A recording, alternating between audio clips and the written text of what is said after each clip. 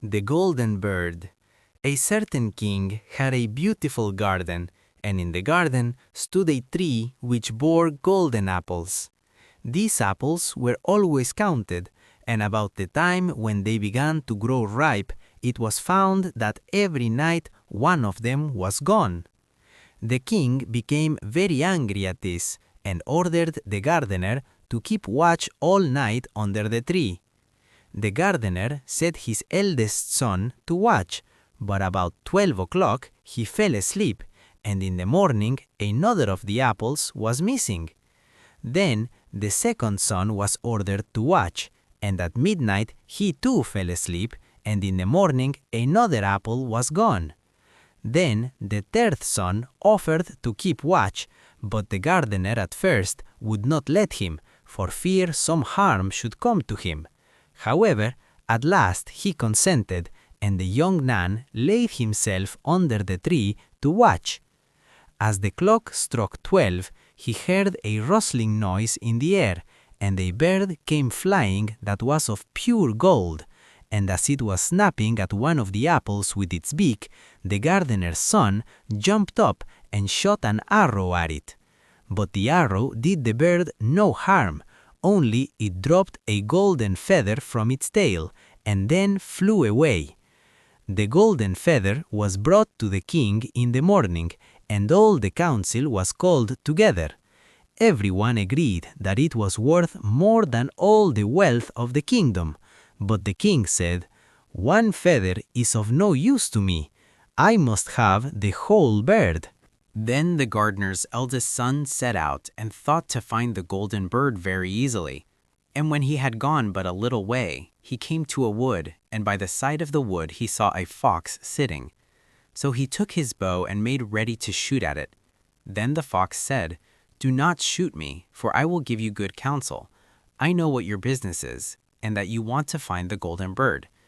You will reach a village in the evening, and when you get there, you will see two inns opposite to each other, one of which is very pleasant and beautiful to look at. Go not in there, but rest for the night in the other, though it may appear to you to be very poor and mean." But the son thought to himself, "What can such a beast as this know about the matter?" So he shot his arrow at the fox, but he missed it, and it set up its tail above its back and ran into the wood. Then he went his way, and in the evening came to the village where the two inns were, and in one of these were people singing and dancing and feasting, but the other looked very dirty and poor. "I should be very silly," said he, "if I went to that shabby house and left this charming place." So he went into the smart house and ate and drank at his ease, and forgot the bird and his country too. Time passed on, and as the eldest son did not come back and no tidings were heard of him, the second son set out, and the same thing happened to him. He met the fox, who gave him the good advice. But when he came to the two inns, his eldest brother was standing at the window where the merrymaking was, and called to him to come in. And he could not withstand the temptation, but went in and forgot the golden bird and his country in the same manner. Time passed on again, and the youngest son too wished to set out into the wide world to seek for the golden bird. But his father would not listen to it for a long while, for he was very fond of his son, and was afraid that some ill luck might happen to him also, and prevent his coming back. However, at last it was agreed he should go, for he would not rest at home. And as he came to the wood, he met the fox and heard the same good counsel. But he was thankful to the fox and did not attempt his life as his brothers had done. So the fox said, "Sit upon my tail, and you will travel faster." So he sat down, and the fox began to run, and away they went over stock and stone, so quick that their hair whistled in the wind. When they came to the village, the son followed the fox's counsel, and without looking about him, went to the shabby inn and rested there all night at his ease. In the morning came the fox again, and met him as he was beginning his journey, and said, "Go straight forward, till you come to a castle, before which lie a whole troop of soldiers fast asleep and snoring. Take no notice of them, but go into the castle, and pass on till you come to a room where the golden bird sits in a wooden cage. Close by it stands a beautiful golden cage, but do not try to take the bird out of the shabby cage and put it into the handsome one, otherwise you will repent it." Then the fox stretched out his tail again, and the young man sat himself down, and away they went, over stock and stone, till their hair whistled in the wind. Before the castle gate, all was as the fox had said. So the son went in and found the chamber where the golden bird hung in a wooden cage, and below stood the golden cage, and the 3 golden apples that had been lost were lying close by it. Then thought he to himself, "It will be a very droll thing to bring away such a fine bird in this shabby cage." So he opened the door and took hold of it and put it into the golden cage. But the bird set up such a loud scream that all the soldiers awoke, and they took him prisoner and carried him before the king.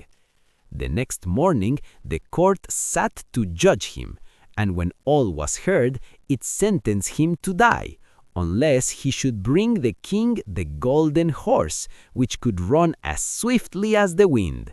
And if he did this, he was to have the golden bird given him for his own. So he set out once more on his journey, sighing and in great despair, when on a sudden his friend the fox met him and said, "You see now what has happened on account of your not listening to my counsel. I will still, however, tell you how to find the golden horse if you will do as I bid you.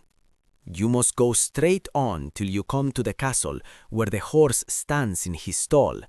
By his side will lie the groom fast asleep and snoring.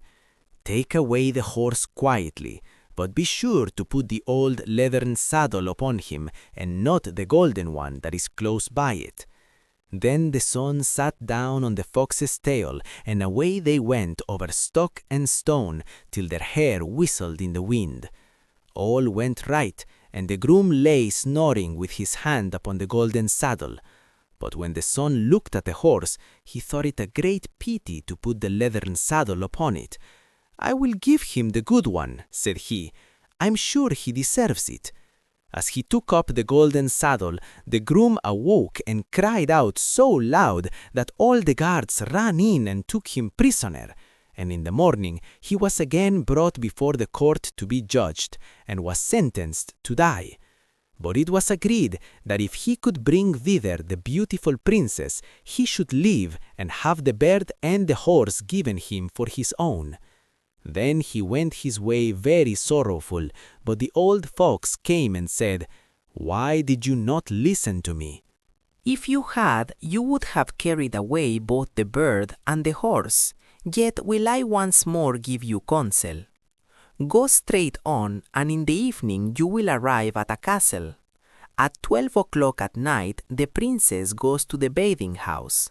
Go up to her and give her a kiss, and she will let you lead her away.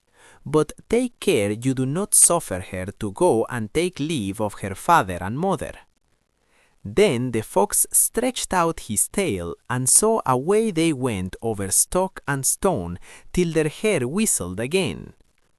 As they came to the castle, all was as the fox had said, and at 12 o'clock the young man met the princess going to the bath and gave her the kiss, and she agreed to run away with him, but begged with many tears that he would let her take leave of her father. At first he refused, but she wept still more and fell at his feet, till at last he consented. But the moment she came to her father's house, the guards awoke and he was taken prisoner again. Then he was brought before the king, and the king said, "You shall never have my daughter unless in 8 days you dig away the hill that stops the view from my window." Now this hill was so big that the whole world could not take it away. And when he had worked for 7 days and had done very little, the fox came and said, "Lie down and go to sleep. I will work for you." And in the morning he awoke, and the hill was gone. So he went merrily to the king and told him that now that it was removed, he must give him the princess. Then the king was obliged to keep his word, and away went the young man and the princess. And the fox came and said to him, "We will have all 3, the princess, the horse, and the bird." "Ah," said the young man, "that would be a great thing, but how can you contrive it?" "If you will only listen," said the fox, "it can be done. When you come to the king and he asks for the beautiful princess, you must say, 'Here she is.' Then he will be very joyful, and you will mount the golden horse that they are to give you, and put out your hand to take leave of them, but shake hands with the princess last. Then lift her quickly onto the horse behind you, clap your spurs to his side, and gallop away as fast as you can." All went right. Then the fox said, "When you come to the castle where the bird is, I will stay with the princess at the door, and you will ride in and speak to the king. And when he sees that it is the right horse, he will bring out the bird, but you must sit still and say that you want to look at it to see whether it is the true golden bird. And when you get it into your hand, ride away." This too happened as the fox said. They carried off the bird, the princess mounted again, and they rode on to a great wood. Then the fox came and said to him, "Pray, kill me and cut off my head and my feet." But the young man refused to do it. So the fox said, "I will at any rate give you good counsel. Beware of 2 things. Ransom no one from the gallows, and sit down by the side of no river." Then away he went. "Well," thought the young man, "it is no hard matter to keep that advice." He rode on with the princess till at last he came to the village where he had left his 2 brothers. And there he heard a great noise and uproar. And when he asked what was the matter, the people said, "2 men are going to be hanged." As he came near, he saw that the 2 men were his brothers, who had turned robbers. So he said, "Cannot they in any way be saved?" But the people said, "No, unless he would bestow all his money upon the rascals and buy their liberty."